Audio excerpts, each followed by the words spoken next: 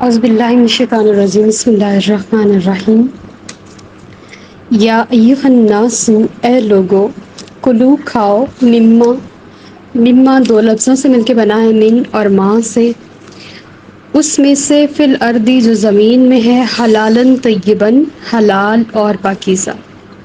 ولا تتبعوا اور نہ پیروی کرو نہ پیچھے چلو نہ اتباع کرو خطوات الشیطانی شیطان کے قدموں کی انہ بے شک وہ لکم تمہارے لیے عدو مبین کھلا دشمن ہے۔ اے انسانوں کھاؤ۔ اب دیکھیں اللہ پاک نے جہاں بھی کلام کیا کہیں یا ایھا الذین آمنوا کہہ کے کیا یا ایھا الذین کفروا یہ اس طرح سے خطاب کیا، لیکن یہاں پہ یا ایھا الناس کا تذکرہ ہے جس میں مسلمان اور کافر کسی کی بھی تخصیص نہیں ہے، بلکہ ساروں کو ایک ہی حکم دیا گیا ہے کہ جو کھانا ہے حلال اور پاکیزہ کھاؤ۔ حلال ہر وہ چیز حلال ہے جس کا کھانے کا ہمارا دل کرے،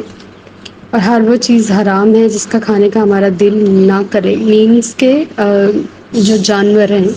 حرام چیزیں اللہ پاک نے ہمارے لیے کی ہیں، مردار ہے، خنزیر کا گوشت ہے، شراب ہے، خون ہے، مرا ہوا جانور ہے، یا کوئی ایسی جڑی بوٹیاں بھی ہیں جن کا کھانے سے انسان کو نقصان ہو سکتا ہے، وہ بھی حرام ہے۔ یعنی کہ ہمارا جو دین ہے وہ فطرت کے قریب ترین ہے، اور اس نے جو چیزیں ہماری ذات کے لیے بہتر ہیں، ہماری طبیعت کے لیے بہتر ہیں، وہی ہم پر حلال کی ہیں۔ تو ہمارے اوپر اللہ پاک کا احسان ہے کہ اس نے ہمیں ایسی چیزیں کھانے کے لیے نہیں کہا جو ہماری طبیعتوں پر بوجھ بن جائیں اور ہمیں نقصان دے۔ اور حلال جو ہے وہ ہر وہ چیز حلال ہے جس کا ہماری شریعت میں تذکرہ ہے، جیسے 4 قسم کے جانور حلال ہیں، اور وہ چاروں جانور ہم کھاتے ہیں، بکری ہے، بکرا اور گائے، اونٹ اور بھیڑ۔ اس کے علاوہ ہرن بھی حلال ہے، اور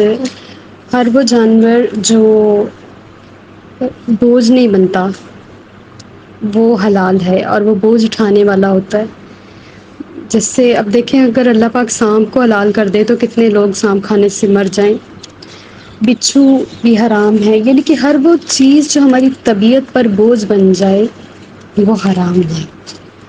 اور یہ جانوروں میں مخصوص جانور ہی حلال ہیں۔ پھلوں سبزیوں میں کچھ جڑی بوٹیاں ایسی ہیں جو انسان کے لیے نقصان دہ ہو سکتی ہیں، وہ ناجائز ہے، حرام ہے۔ اور جس میں یعنی کہ اس طرح کا مادہ جو کہ انسانی طبیعت پہ برا اثر ڈال سکتا ہے وہ ہو سکتا ہے، اس لیے وہ بھی حرام ہے۔ اور کچھ میڈیسنس بھی جو ہے نا وہ حرام پروڈکٹ سے بنتی ہیں، وہ بھی جائز نہیں ہے، جیسے بعض میڈیسنز میں شراب لازمی ڈالی جاتی ہے، اس طرح یہ بھی ہمارے لیے جائز نہیں ہے۔ تو یہ ہم جب میڈیسن خریدیں گے تو ہم اس کے انگریڈینٹس ضرور دیکھیں گے، اور بعض مقامات پہ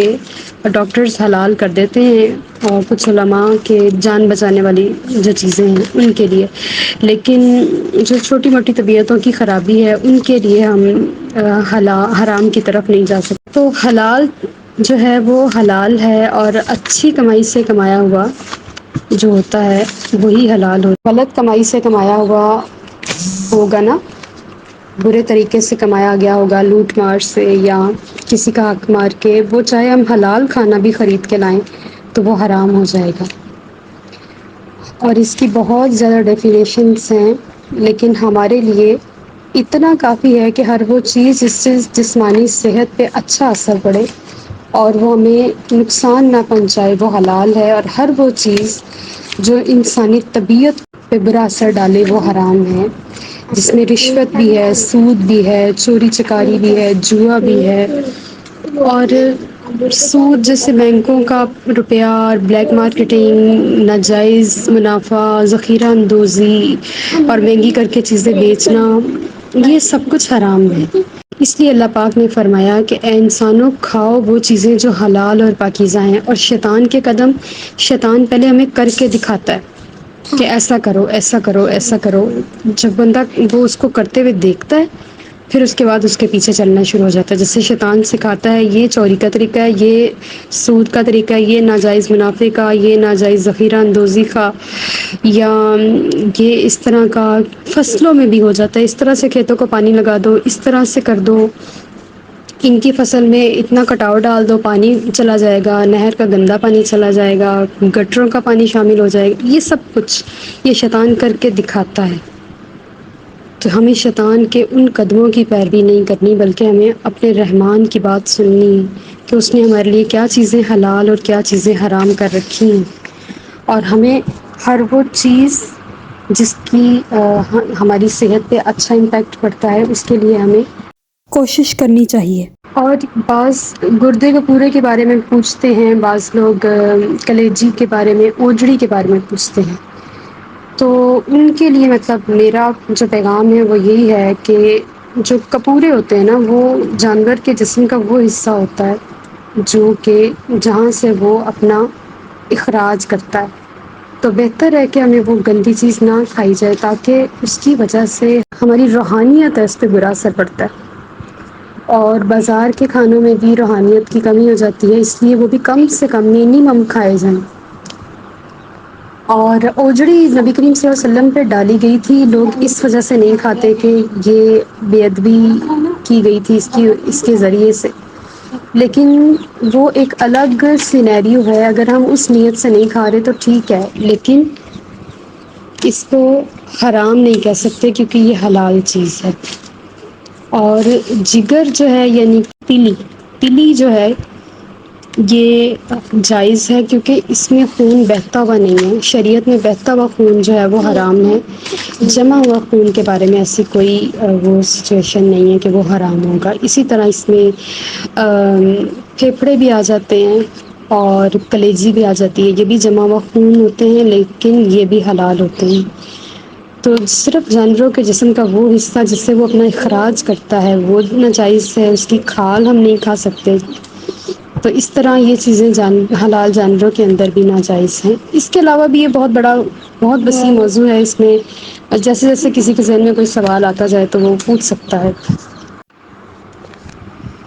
انما بے شک یامرکم وہ تمہیں حکم دیتا ہے بالسوء برائی کا، والفحشاء اور بے حیائی کا،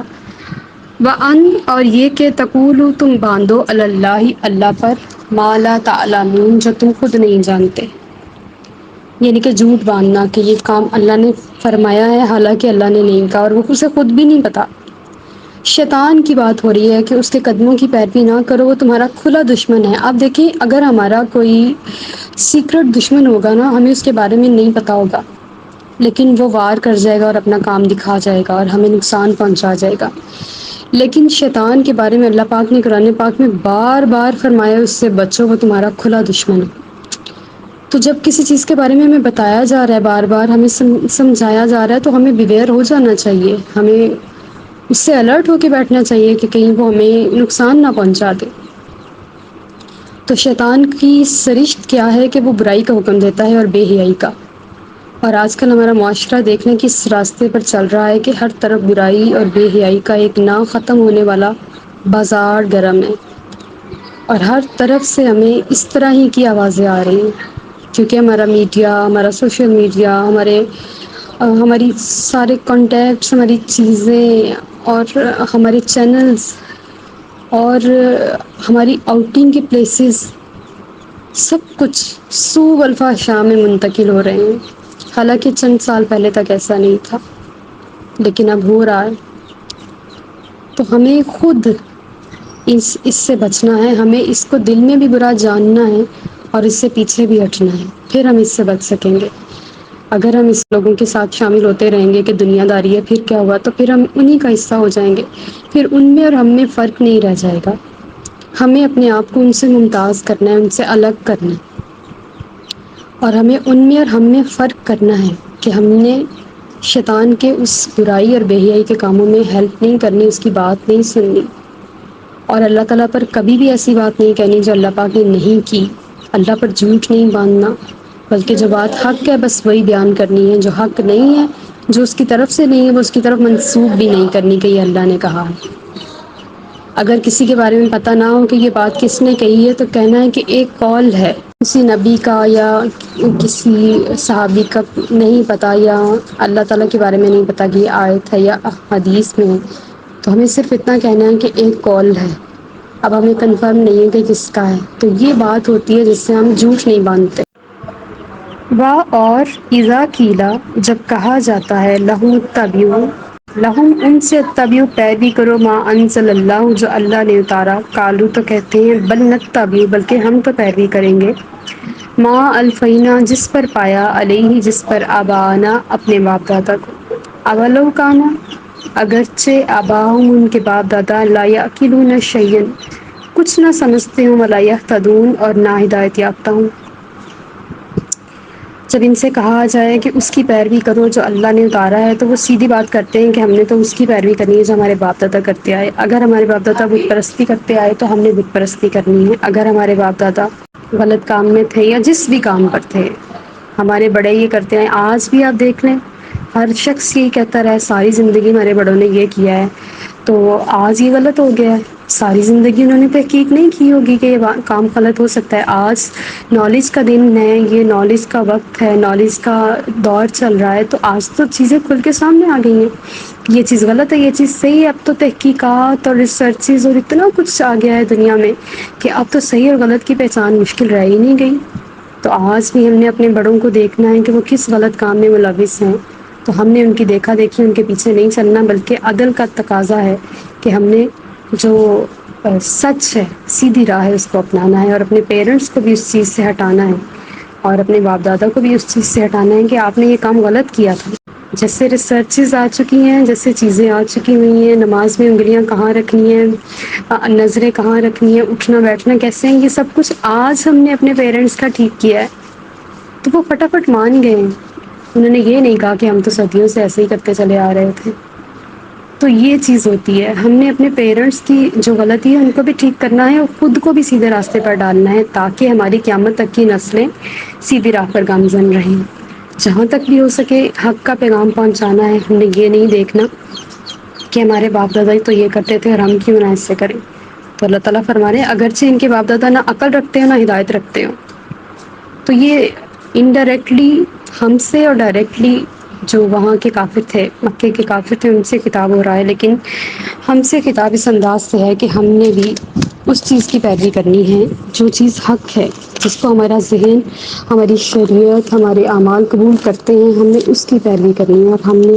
ہر چیز کی اندھا دھند پیروی نہیں کرنی کسی بھی راستے پر چلنے کے لیے ہمیں تھوڑی دیر خود کو دینا چاہیے سوچ بچار کے لیے کہ یہ چیز آیا صحیح ہے کہ غلط ہے اگر یہ صحیح ہے تو ہم اس کو اپنا لیتے ہیں اگر غلط ہے تو اس کو چھوڑ دیتے ہیں تو اس طرح سے ہی ہمیں دین کے معاملے میں بھی کرنا ہے کہ ہم نے اپنے پیرنٹس کی اندھا دھند تقلید نہیں کرنی بلکہ دین کی تقلید کرنی ہے اصل میں سیدھے راستے کی پیروی کرنی اللہ تعالی ہم سب کو صحیح معنوں میں سیدھے راستے پر چلنے والا بنائے صراط مستقیم کا غازی سپاہی بنائے آمین وما علینا الا البلاغ